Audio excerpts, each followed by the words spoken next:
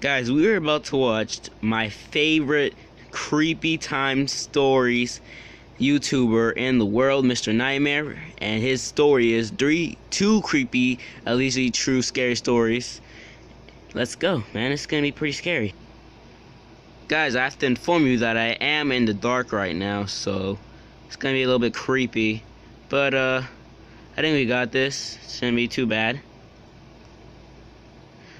So let's go.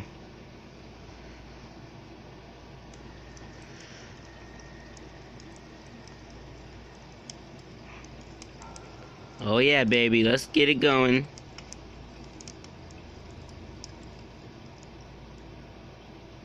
When I was a kid, my parents would sometimes bring me down to my aunt and uncle's place to stay for the weekend. Mainly, I'd spend time playing with my two cousins who were around the same age as me.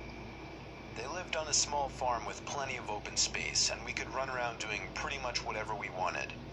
If we thought we could get away with it, the three of us would sometimes cross over to the neighboring farm about half a mile away. It had been abandoned for decades, with a scattering of derelict buildings and other structures still standing on the property, just begging to be explored. This was of course a gold mine for three adventurous young boys such as ourselves, especially after my cousins told me stories about the deaths that took place in the house. It was pretty classic fare. Man goes crazy, axe murders his entire family, hangs himself, returns every night as an angry spirit looking for new victims. Good, grisly stuff.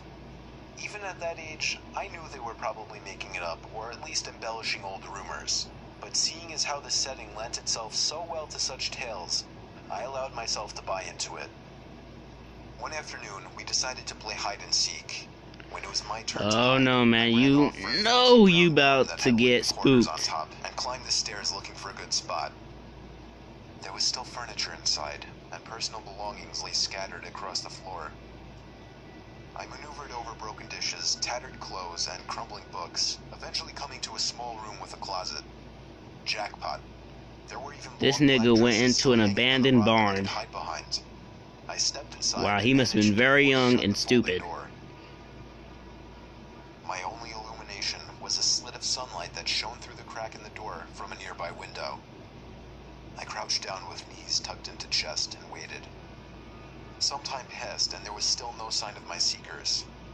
I waited some more, debating if and when I should give myself up. After nearly an hour, this was starting to get boring. My head drooped. I woke with a jerk. It was pitch black.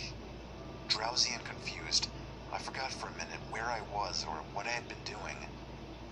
As it came back to me, the realization that it was now nighttime. Oh, guys, it's nighttime. He went to sleep, and now it's nighttime. Oh, man, the worst time to be in somewhere like a haunted house or an abandoned farm, especially where he is. I'm done. I'm standing still. No, I'm not going anywhere. Standing there. Not going anywhere. Then footsteps at the bottom of the stairs. But not just not going anywhere. A thud too. Oh, now I am running. Okay, never mind. Come to me, I'm running. These weren't the footfalls of a child. They were slow, heavy, deliberate. I held my breath, praying they would go away. They did not. Yeah. The noises continued to ascend.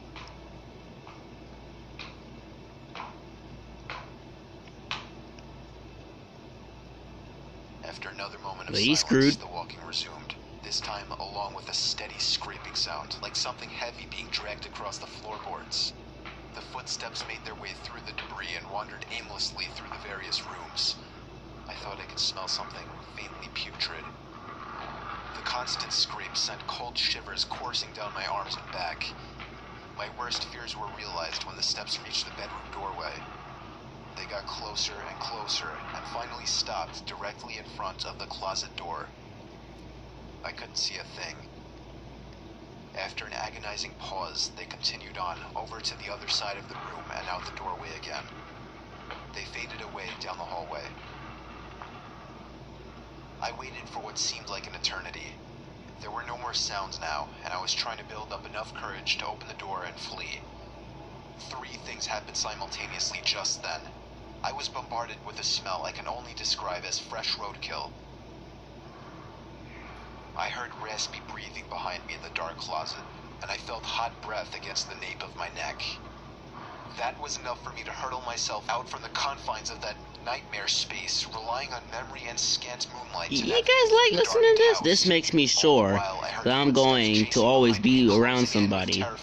I'm not even gonna use the bathroom today. I had to use the bathroom. Forget it. No, we're done. We're done.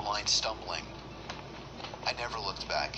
At least, not until I had burst out the front door and into the country night. And when I did turn around, I saw absolutely nothing. There were no more footsteps and nobody was chasing me. That didn't stop me from running, though. Hallelujah. Back to my aunt and uncle's house. There was a police car in the driveway when I got back. My parents were there too, worried sick. Everybody demanded to know where I had been. Apparently, when my cousins still hadn't found me by evening, they'd returned home to tell their parents. Eventually, the police were called in and informed me that they had already scoured every building on the farm. The insinuation that I was lying about my whereabouts didn't go unnoticed. None of it made any sense. It wasn't until years later that one of my cousins filled in a final piece of the story. He and his brothers had spent hours searching for me like they said, but the part they didn't tell anyone was that they thought they spotted me in the window of the bedroom I was hiding in. And when they got closer, they saw that it wasn't me. A young boy neither of them recognized was smiling and waving down at them and gesturing for them to come upstairs. That's when they ran back home.